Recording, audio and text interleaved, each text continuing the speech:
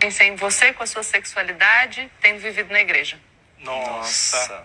O que isso te causa? Porque, assim, tem outro trecho maravilhoso que você escreve, que você se dá conta e se fala, mas se Deus me fez assim, Ele me fez pro inferno? Nossa, exatamente.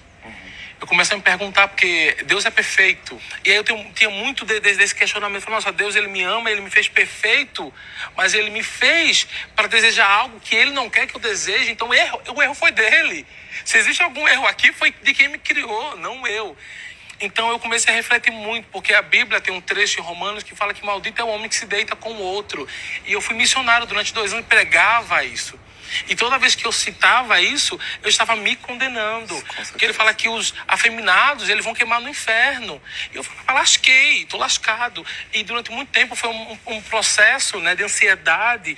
Por quê? Porque eu não queria que minha família sofresse por isso. Eu não queria que... Eu fui noivo, que minha noiva sofresse. Eu cheguei ao ponto de... Um dos motivos que me fez, na época, terminar com a minha noiva, por mais que eu não tivesse interesse sexual, de fato, por ela, era o fato de eu sofrer ou sentir que ela iria sofrer toda vez que ela me apresentasse para suas amigas no trabalho, na faculdade, porque eu sabia que as pessoas iriam perguntar. E isso machucaria ela, eu automaticamente me machucaria, porque eu não queria que ela vivesse aquela realidade. Então demorou muito tempo para que eu conseguisse me aceitar. A partir do momento que eu entro no Big Brother, eu consegui ser eu mesmo para todas as pessoas que me conhecem. Porque no PhD eu era o Gil que chegava, que brincava, que sorria. E na minha família, eu já não conseguia ser tão aberto. Não que eles não me dessem a liberdade. Na igreja, então, eu era o irmão. Era o irmão Nogueira. Então, assim, e era Nossa, muito... irmão Nogueira, eu não consigo nem imaginar. Olhando. E pregando. Então, cada um tinha uma visão. Eu vivia várias vidas em locais diferentes, sendo uma pessoa para cada grupo. E às vezes eu me perdia, controlando esses vários Gils que existiam dentro de mim. E a partir do momento que eu consigo ser apenas um, cortam muito da minha ansiedade, porque eu parei de criar expectativa sobre o que o outro espera de mim. Sim. Então, assim, foi um processo de aceitação. Eu falo, né, que muitos falam assim, o Big Brother é só um reality. Eu falo que o Big Brother, ele transforma. O que mais me chamou a atenção em toda essa conversa é o fato do Gil dizer que tenha sido missionário e trazer essas afirmações aí. Por isso que eu digo que quando alguém é novo na fé, neófito na fé, né, uma pessoa que recentemente se converteu, ela não pode sair pregando algo que ela ainda não entende. Então o apóstolo Paulo vai dizer na carta aos Coríntios, capítulo 3, que o novo na fé, o bebê na fé, tem que se alimentar do leite, se fortalecer, que é o que? A palavra de Deus, para ter conhecimento, para ter embasamento daquilo que se fala, né? E por outro lado, pessoas que até então se converteram, mas ainda não tiveram um novo nascimento. E a probabilidade dessa pessoa voltar para o mundo é muito grande e falar de coisas assim que não sabe. Então vamos entender algumas questões aqui. 4 pontos a se analisar sobre o Evangelho. O Evangelho anuncia Cristo, ao Deus Criador, o Verbo encarnado que estava presente em toda a criação do mundo. Então Deus fez todas as coisas por meio da sua palavra. Então Deus criou todas as coisas, só que com a criação de Adão e Eva, eles desobedeceram a Deus e comeram do fruto proibido. Então houve uma desobediência e trouxe o homem à condição de pecado.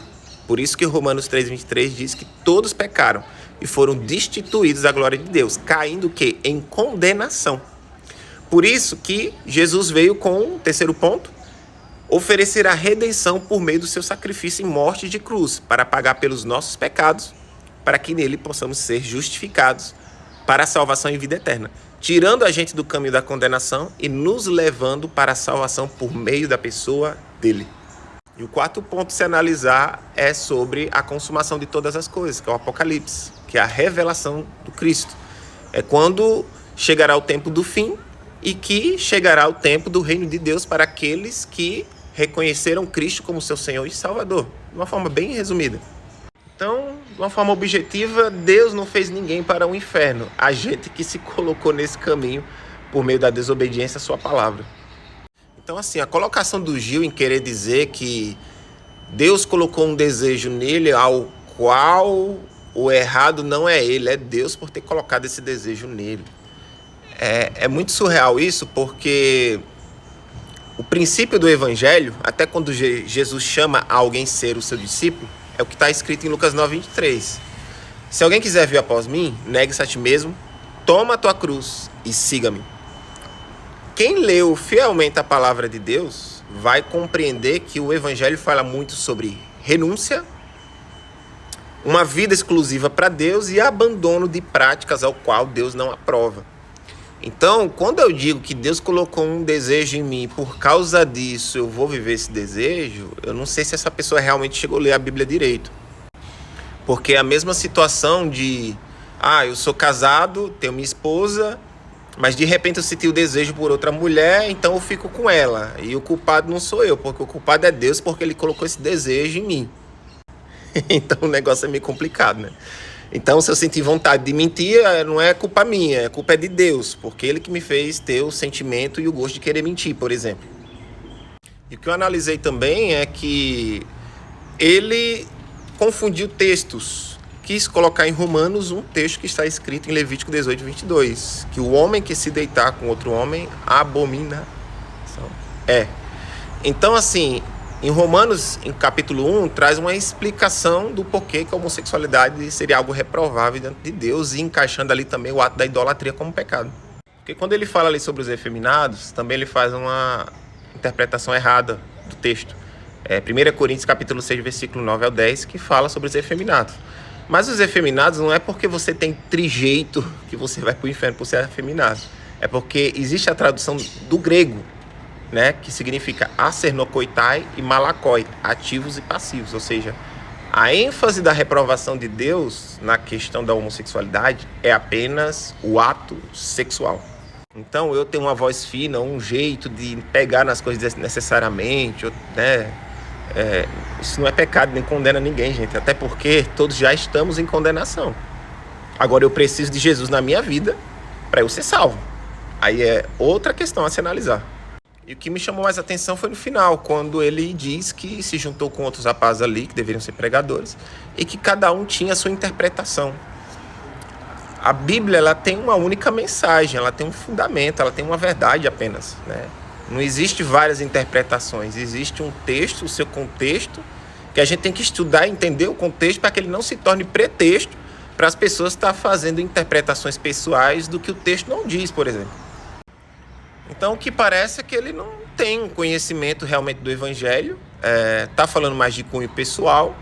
Se eu não levo a sério o que é o pecado, o que é a condenação eterna, e o que o Evangelho diz como salvação e condenação, então eu estou desacreditando e dizendo que Jesus morreu em vão, então, ali na cruz, pagando pelos nossos pecados, quando ele diz que ele é o caminho, a verdade e a vida e que ninguém vê o Pai senão por ele.